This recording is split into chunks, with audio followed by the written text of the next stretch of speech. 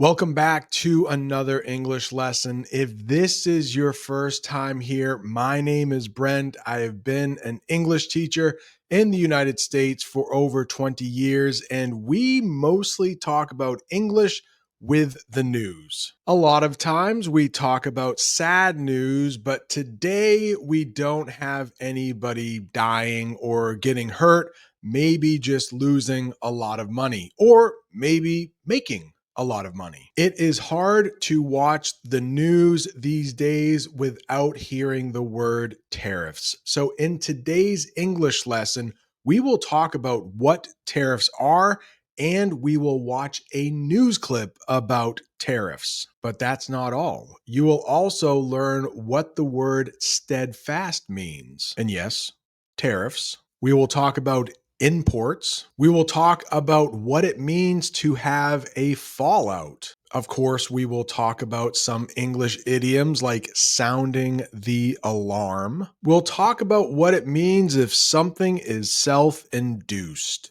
And of course, we have homophones in English, so we'll talk about pause and pause. We'll talk about what instability means. Two different ways we use the English phrasal verb stand by, prolonged. We will get into a little bit of American politics by talking about Hakeem Jeffries, Ted Cruz, and another guy with probably the most common name in the United States, Mike Johnson. In all, we have about 25 terms. If that sounds useful to you, please go ahead and hit that like button. If this is your first time here, don't forget to subscribe so you never miss another English lesson. And let's watch that news clip together. President Donald Trump remains steadfast on his plan to raise taxes on nearly every product imported into the United States. Alice Barr has the latest as the president threatens China with even higher tariffs. This morning, growing fallout to President Trump's sweeping tariffs, from wild stock market swings to top business leaders sounding the alarm. For each of these words, I will have a picture. I will have the official definition, and I will use it in a sentence, maybe two sentences. First, we have steadfast. That means being firm and not changing in your beliefs or decisions. Maybe this is how you feel about learning English. She was steadfast in her decision to study every evening. Trump remained steadfast in his decision to increase tariffs on Chinese goods. Yeah, the US and China might be having a trade war. A trade war over what? Well, tariffs. Tariffs are taxes a government adds to the price of goods coming from other countries. But guess what? Those businesses don't really pay those taxes. They just increase the price of their products. So guess who pays for those tariffs? You and me. The price of imported cars went up because the government added new tariffs. For example, Americans really like cars made in Japan, but President Trump wants Americans to buy American cars. That is why there is a tariff on cars coming into the United States from other countries. In April 2025, the US imposed new tariffs on Chinese products. And those goods or those products that come into a country, we call them imports. Imports are products brought into one country from another country to be sold. The opposite is an export. That is a good that is leaving the country to be sold in another country. The store sells imports like Italian pasta and French cheese. China increased tariffs on US imports in response to US trade actions. At the end of this lesson, we will talk about what retaliatory means. I just described a retaliatory tariff in that sentence? Fallout. It looks like the two people in that picture have had a fallout or have had a falling out. Let's talk about what that means. The bad results or effects that follow an event. The fallout from the argument was that they didn't speak for weeks. But what about the fallout from tariffs? The fallout from the trade war led to higher prices for consumers. Consumers are people who buy things. We're all consumers at one point or another. If you like this English lesson and you would like me to be your private tutor for the next couple months, I am offering some private tutoring sessions. If you want more information about that, check the description for a link. And I also put a link in the comment section. Okay, now back to the English lesson. This morning, growing fallout to President Trump's sweeping tariffs, from wild stock market swings to top business leaders sounding the alarm, including billionaire Trump backer Bill Ackman, warning of a potential self-induced economic nuclear winter and calling for a pause. We have an English idiom here, sounding the alarm. What does that mean? Well, look right down there. I have the definition. Warning people about a danger or a problem. Doctors are sounding the alarm about the health risks of too much sugar, which is not good for me. I am like many Americans. I like sugar. I know it's not good for me. I need to stop eating so much sugar. How about this sentence? Economists. Those are people who study business, money. Economists are sounding the alarm over the potential economic shutdown due to the trade war. Potential? That means it could happen, it might happen. Self-induced. Do you know that word yourself in English? Think of that when you think of self-induced. If something is self-induced, it means it was caused by that person, caused by one's self. If that doesn't make sense, take a look at the picture. I believe that woman has given herself a self-induced injury. Maybe she was eating some food and she actually bit her tongue. That's your tongue. Nobody else gave her that injury. It was self-induced. She did it to herself. His illness was self-induced because he didn't take care of his health.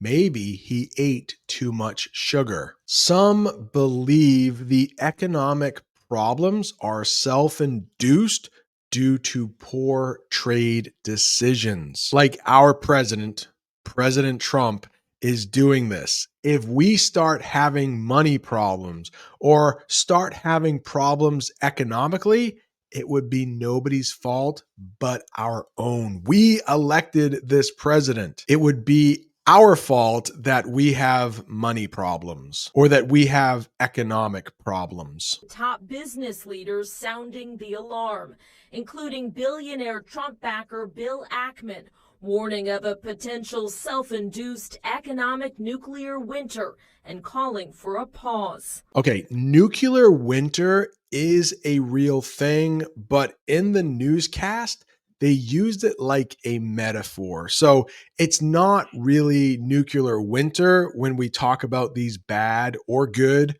trade decisions. Let's get the official definition for nuclear winter. A period of severe cold and darkness predicted to follow a nuclear war. Used here as a metaphor for a very bad situation. I hope this never happens, but if two countries want to launch nuclear bombs at each other, it would probably kill a lot of people and it would cause a nuclear winter. There would be so much dust in the air that the sun couldn't shine. Plants would die, probably causing us to die as well. How about this? Let's never have a nuclear war. Deal? Some fear that a full-blown trade war could lead to an economic nuclear winter. In other words, a really bad situation when it comes to money. Oh, yeah. In English, we love to say the same word, but spell it differently and make those two words have different meanings. We call those homophones in English, and let's talk about two of them. Pause and pause. Spelled differently, but they sound the exact same. This kind of pause means to stop something for a short time. Let's pause the movie to get some popcorn. Maybe you need to pause this English lesson to take notes. But this type of pause is something you will find on animals' feet. But we might not say that animal, like a dog or a cat, has feet. We would call them paws. The feet of an animal, like a dog, cat, or bear. My dog hurt one of his paws while running outside. We're not looking at that. We have many countries that are coming to negotiate deals with us, and they're going to be fair deals. President Trump adamant it's worth the pain to restore U.S. manufacturing and reshape global trade, meeting with Israel's prime minister, who promised to serve as a model. We will eliminate the trade deficit with the United States. This next one is adamant. Adamant, that means refusing to change your mind. She was adamant that she would not change her plans. The president, President Trump, was adamant about imposing new tariffs despite opposition. Opposition is when somebody opposes you, when somebody doesn't agree with you. Trade deficit. What does that mean? It means when a country buys more from other countries than it sells to them. Many people say we have a trade deficit with China.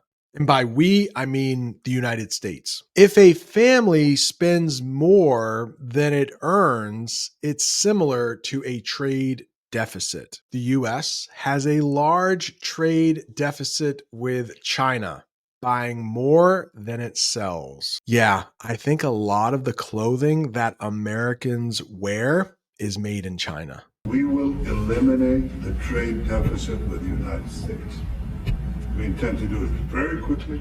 On Capitol Hill, Democrats highlighting the instability and rising consumer prices, calling the tariffs a tax on the American people. As many Republicans stand by President Trump, I think you gotta give the president the latitude. some are voicing concerns about the effects of high tariffs and a prolonged and widespread trade war. That is going to be really bad for Texas and really bad for America. They talk about Capitol Hill in the newscast. Let's talk about what that means.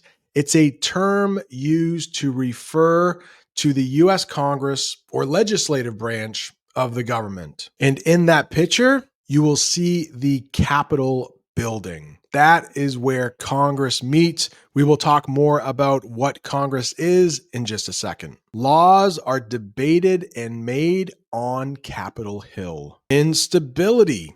It's the opposite of being stable. It means a situation where things are likely to change suddenly and unpredictably. Like, take a look at that tower made of blocks. It is not stable at all. It looks like it could fall at any moment. They use standby like this to support or remain loyal to someone. It looks like this woman is having a bad day, but luckily she has a friend who is standing by her. She's supporting her. Good friends stand by each other during tough times. But because this is English, we like to make things difficult.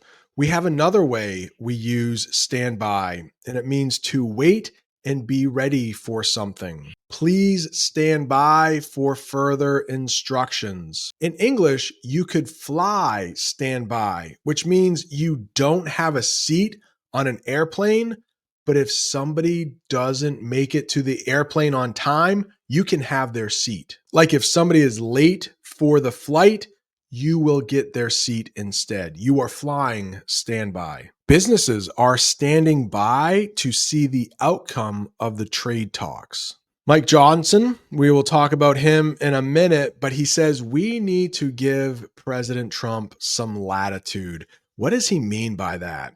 It means to allow someone freedom to make their own decisions. Like you have to be patient with them. The teacher gave students latitude to choose their project topics. I think you gotta give the president the latitude. Some are voicing concerns about the effects of high tariffs and a prolonged and widespread trade war. That is going to be really bad for Texas and really bad for America. Republicans are celebrating a Supreme Court ruling, throwing out a lower judge's order that blocked the Trump administration from deporting migrants under the rarely used Wartime Alien Enemies Act. Prolonged. This usually isn't a good thing. It's like something is taking too much time, it's lasting for too long. The official definition, lasting for a long time. The city experienced a prolonged heat wave this summer. Let's talk about three politicians here.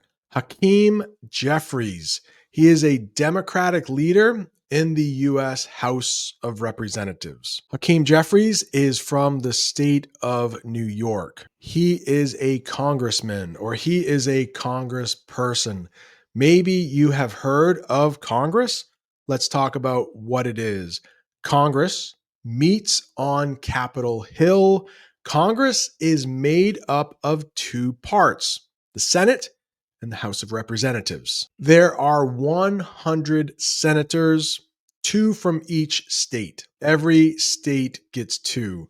But the other part of Congress we call the House of Representatives, and there are 435 members in the House. The more people a state has, the more representatives they have in the House. I live in a very small state. My state has 2 representatives. A big state like California, I think, has like 30 representatives. Ted Cruz, he is one of our 100 senators. He is from the state of Texas, and he is a Republican. Mike Johnson is in the House of Representatives, but he's like the leader, the current Speaker of the House, the leader of the U.S. House of Representatives. If something happens to President Trump, the vice president will become president. If something happens to the vice president, he will become our president. He is third in line for the presidency. And Mike Johnson is from the state of Louisiana. I saw this on the news. I'm not sure if this is true, but I wanted to share it with you. It says House Minority Leader Hakeem Jeffries. There are fewer Democrats in the House, so he is called the Minority Leader. He is the leader for the Democrats. Well, he challenges Speaker Mike Johnson to a floor debate on the budget plan. It looks like they are going to have a debate about the budget. Republicans are celebrating a Supreme Court ruling, throwing out a lower judge's order that blocked the Trump administration from deporting migrants under the rarely used Wartime Alien Enemies Act. However, the justices ruled 5-4 that migrants must first be given due process, something immigration law experts say has been sorely lacking. Offering absolutely no chance for people to go before any kind of decision maker and say, hey, you got the wrong guy. Alien Enemies Act. This is a very old act, and it's a law that allows the U.S. government to act against citizens from enemy countries during war. In this news clip, they go from tariffs to immigration. And if people came into this country illegally, many of them are being deported. In other words, they are being forced to leave the country. The Alien Enemies Act is from a long time ago. I think it was passed during John Adams' term. That is like our second president. But people still talk about it when there's conflict. They mentioned due process in the newscast. Let's get the official definition. The right to fair treatment by the government, especially in legal matters. If someone is arrested, they still have the right to due process in court. However, the justices ruled 5-4 that migrants must first be given due process, something immigration law experts say has been sorely lacking. Offering absolutely no chance for people to go before any kind of decision maker and say, hey, you got the wrong guy. The High Court also paused a separate order to return a man wrongly deported to an El Salvador prison. Returning to trade, President Trump is now threatening to increase tariffs on Chinese goods another 50% for a total of 104% if China doesn't withdraw its retaliatory tariffs. The Chinese Ministry of Commerce calling that a mistake upon a mistake, promising to fight to the end. Sorely lacking. That means really missing or needing something. The team was sorely lacking in energy by the end of the game. I hope this is not true for you. If you are still watching this English lesson, you might have quite a bit of time to study English. Unlike the person in the picture, she was sorely lacking the time to properly study English. Retaliate and retaliatory. Those are two forms of the same word. Let's talk about retaliatory first. It's usually used as an adjective, something done as a response to an action, especially to get back at someone. So if somebody does something bad to you, and you do something bad back to them, you are retaliating. You will hear about retaliatory tariffs quite a bit. Basically, that means somebody has tariffs on American goods, so the United States is going to charge the same tariff to that country. I'm just making these numbers up, but let's say Canada. Poor Canada. Maybe they have a 20% tariff on American goods coming into Canada. Well, the US is going to have a retaliatory tariff now, meaning they are going to charge the same amount on Canadian goods coming into the United States. She made a retaliatory comment after being insulted. Oh yeah? You want to say something bad about me? I'm going to say something bad about you. And retaliate is just the verb form. It means to fight back or do something in return, usually after being hurt or attacked. If someone hits you and you hit back, that's called retaliating. Here's an example, and this is where the picture comes in. There is a door with a padlock on it. My brother retaliated against me after I stole his snack. He locked me out of our bedroom. Retaliation is the noun form of that word. Congratulations, you made it to the end of a very difficult English lesson. If you're looking for more English, right down there is a whole playlist about bad things happening in the news. Thanks so much for watching. See you next time.